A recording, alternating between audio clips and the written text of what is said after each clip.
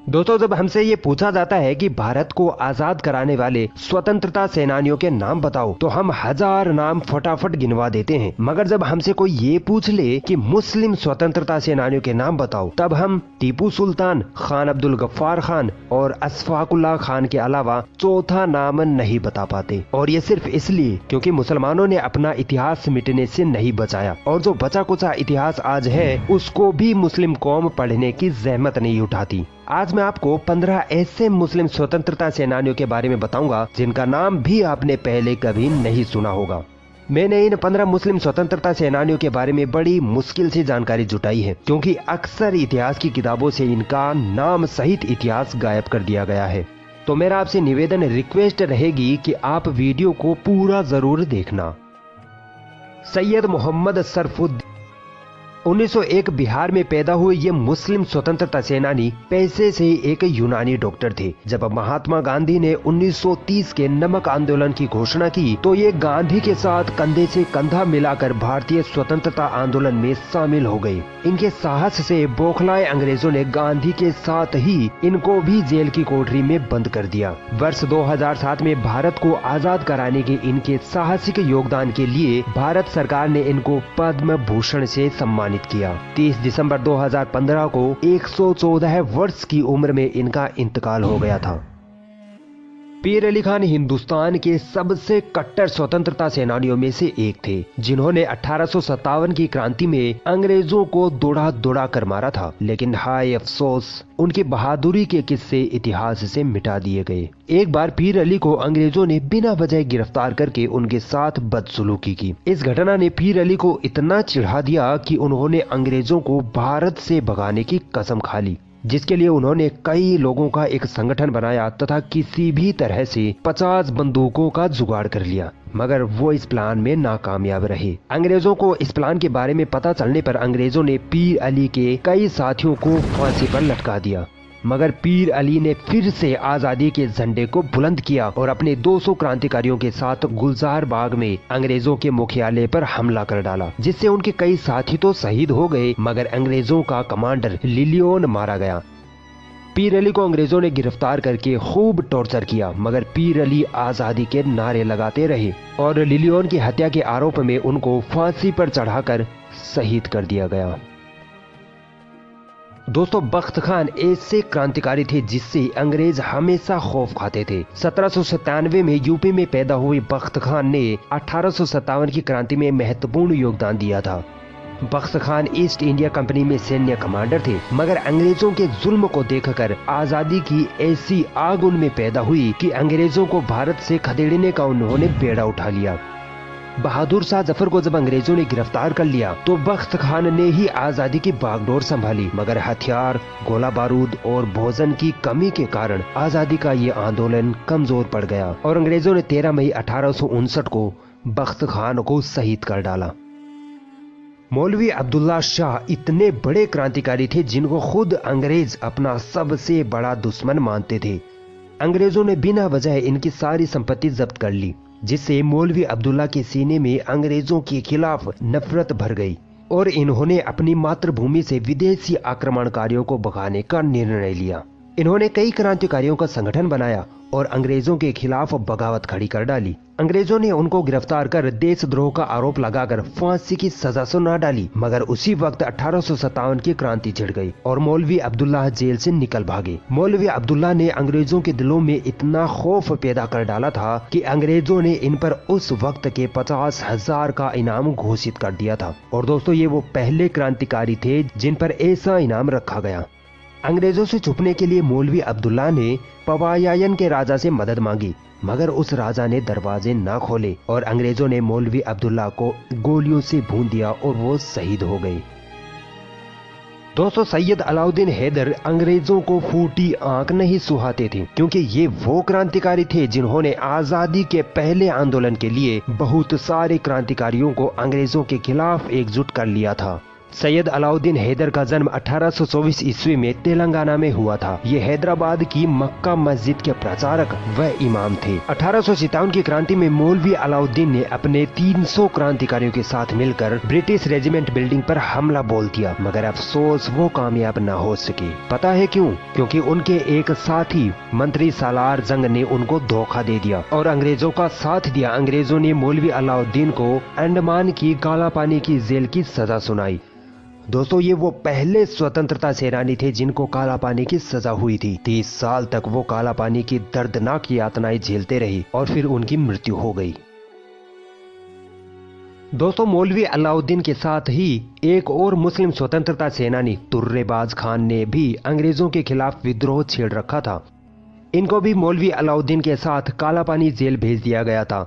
इन्होंने वहां से भागने की कोशिश की, मगर अंग्रेजी पुलिस ने इनको गोली मार दी। दोस्तों, अंग्रेजों के दिल का खौफ और जुल्म देखिए। जब तुर्रेबाज खान गोली से मर गए, फिर भी उनकी लाश को हैदराबाद लाकर सबके सामने फांसी दी गई। भारत सरकार ने तुर्रेबाज खान के देश के लिए बलिदान का सम्मान करते हुए उनके नाम पर एक सड़क का नाम तुर्रेबाज खान रोड रखा, जो हैदराबाद के कोटी में यूनिवर्सिटी कॉलेज फॉर वुमेन के पास स्थित है। दोस्तों, अंग्रेजों का कहना था कि महमूद अल हसन हमारी हुकूमत के लिए खतरा है, क्योंकि महमूद अल हसन ने अपनी आखिरी सांस तक अंग्रेजों के साथ जंग जारी रखी थी। इनके साहस और हिम्मत की कोई मिसाल ना थी। 1851 में भारत के बरेली में इनका जन्म हुआ था और ये नए नए खुले दारुल उलूम देवबंद में दाखिला लेने वाले सबसे पहले तालिबे इल्म थे। इनका मानना था कि बिना युद्ध के अंग्रेजों को इस देश से भगाना मुश्किल है। अंग्रेजों ने महमूद हसन के विद्रोह से घबराकर उनको 1916 में गिरफ्तार कर लिया। 3 साल तक उनको जेल में यातनाएं दी गई। फिर जब वो जेल से बाहर आए तो उन्होंने एक फतवा जारी किया, जिसमें लिखा था कि अंग्रेज औपनिवेशिक अधिकारियों के साथ सभी सहयोग हराम है और सभी भारतीय मुसलमानों का फर्ज बनता है कि वो भारत की आजादी के आंदोलन में भाग लें। केंद्रीय खिलाफत समिति द्वारा महमूद अल हसन को शेखुल हिंद की उपाधि दी गई और 1920 में उनका निधन हो गया। दोस्तों, हथियारों की जंग से बड़ी जंग होती है कलम की जंग।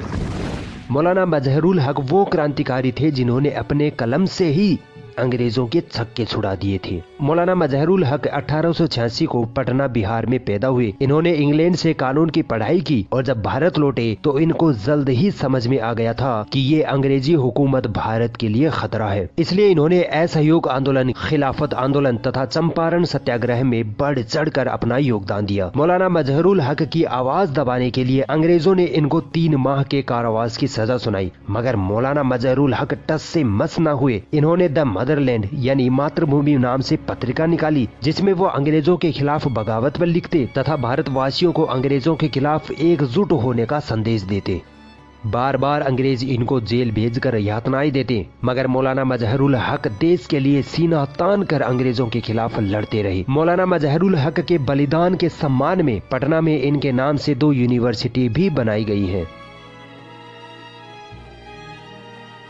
मगफूर अहमद एजाजी का जन्म 1900 में बिहार में हुआ था। अंग्रेजों ने इनको अपनी स्कूल नॉर्थ ब्रुक से सिर्फ इसलिए निकाल दिया क्योंकि मगफूर अहमद भारत की आजादी के आंदोलनों में शामिल होने लगे थे। अंग्रेजों ने कई बार मगफूर अहमद को बिना किसी आरोप के जेल में सजा दी, यातनाएं दी, ताकि वो अंग्रेजों से बगावत न कर पाए। लेकिन मगफूर अहमद ने अपने देश के लिए जान दांव पर लगा रखी थी। अंग्रेजों से भारत को आजाद कराने में इन्होंने पहले 1923 में अपनी पत्नी को खोया, फिर 1942 में अपने बेटे को भी खो दिया। मगफूर अहमद अंग्रेजों से तब तक लड़ते रहे जब तक भारत को आजादी नहीं मिल गई। 1966 में इनके आवास स्थान मुजफ्फरपुर में इनका निधन हो गया। आसफ अली का जन्म 1888 में हुआ था। दोस्तों, ये वो मुस्लिम वकील थे जो भारत के स्वतंत्रता सेनानियों को अंग्रेजों के चंगुल से छुड़ाने के लिए उनके पक्ष में केस लड़ा करते थे। जब बटुकेश्वर दत्त और भगत सिंह ने केंद्रीय विधानसभा में अंग्रेजों पर बम फेंक दिया था, तब यही वो आसफ अली स्वतंत्रता सेनानी थे जिन्होंने शहीद भगत सिंह का केस लड़ा था। भारत छोड़ो आंदोलन में इनके योगदान से खौफजदा अंग्रेजों ने इनको जवाहरलाल नेहरू के साथ अहमदनगर किले की जेल में बंद करके यातनाएं दी थी। भारत की आजादी में इनके बलिदान को सम्मानित करने के लिए 1989 में इनके नाम पर डाक टिकट भी जारी किया गया था। 1888 को जन्मे सैफुद्दीन कोई छोटे मोटे क्रांतिकारी न थे। महात्मा गांधी के साथ मिलकर इन्होंने असहयोग आंदोलन को आगे बढ़ाया था। जलियांवाला बाग नरसंहार में इनको सबसे ज्यादा याद किया जाता है, जहां अंग्रेजों ने निहत्थे मासूम भारतीयों का नरसंहार किया था। डॉक्टर सैफुद्दीन अंग्रेजों के साथ इतना लड़े कि इनको 14 साल तक जेल में बंद रखा गया। इन्होंने भारत पाकिस्तान के विभाजन का भी कड़ा विरोध किया था। 1963 में इनका निधन हो गया और इंडियन पोस्ट ने उनकी 100वीं जन्मतिथि पर उनके सम्मान में एक विशेष स्मारक डाक टिकट जारी की थी। अब्बास अली का जन्म उत्तर प्रदेश में 1920 में हुआ था। बचपन से ही ये अंग्रेजों से नफरत करने लगे थे। भगत सिंह और चंद्रशेखर आजाद जैसे स्वतंत्रता सेनानियों से इन्होंने प्रेरणा ली थी और अंग्रेजों से लोहा लेने की ठान ली। सुभाष चंद्र बोस ने जब विद्रोह का आह्वान किया तो ये उनके साथ आजाद हिंद फौज में शामिल हो गए। इन्होंने अंग्रेजों को इतना सताया कि अंग्रेजों को इनको 50 से ज्यादा बार जेल में बंद करना पड़ा। ये होता है असली बलिदान। 2014 में हार्ट अटैक से इनका निधन हो गया था। 1909 में पैदा हुए वाक्कम मजीद अपने स्कूली दिनों में ही भारतीय स्वतंत्रता आंदोलन में शामिल हो गए थे। उन्होंने हर तरीके से अंग्रेजों को भारत से भगाने की कोशिशें की। 1942 में इन्होंने भारत छोड़ो आंदोलन में भाग लिया तथा अंग्रेजों के खिलाफ विद्रोह खड़ा कर दिया। अंग्रेजी हुकूमत ने इनको गिरफ्तार कर लिया तथा कई महीनों तक इनको दर्दनाक यातनाएं दी। भारत की आजादी में इनके योगदान का सम्मान करते हुए 1972 में भारतीय सरकार ने इनको ताम्रपत्र से सम्मानित भी किया था। 10 जुलाई 2000 को वाक्कम मजीद का इंतकाल हो गया। 1898 को केरल में पैदा हुए अब्दुल रहमान ने अपनी पढ़ाई बीच में ही सिर्फ इसलिए छोड़ दी क्योंकि उनको अंग्रेजों से अपने देश हिंदुस्तान को आजाद करवाना था। 1929 में इन्होंने अपना अखबार अल अमीन प्रकाशित किया, जिसमें अंग्रेजों के खिलाफ इन्होंने मुसलमानों को एकजुट करने का प्रयास किया। इन्होंने लगभग सभी आजादी के आंदोलनों में अपना अमूल्य योगदान दिया और इसके लिए इनको कई बार जेल भी जाना पड़ा। ये सुभाष चंद्र बोस के समर्थक थे और 1945 को इनका निधन हो गया।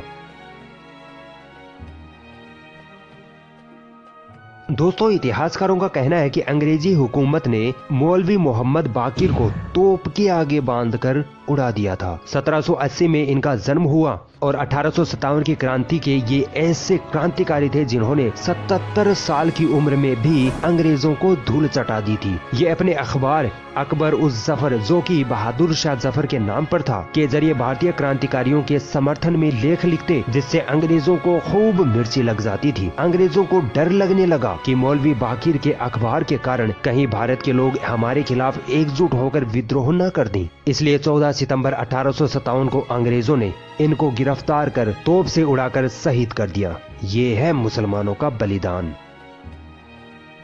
अगर ये वीडियो आपको पसंद आई तो इस वीडियो को लाइक जरूर करें और भी ऐसी इंटरेस्टिंग वीडियोस देखने के लिए हमारा चैनल सब्सक्राइब जरूर करें और इस घंटे को भी दबाएं ताकि जब भी हम कोई नई वीडियो डालें तो उसका नोटिफिकेशन आप तक सबसे पहले पहुंच जाए।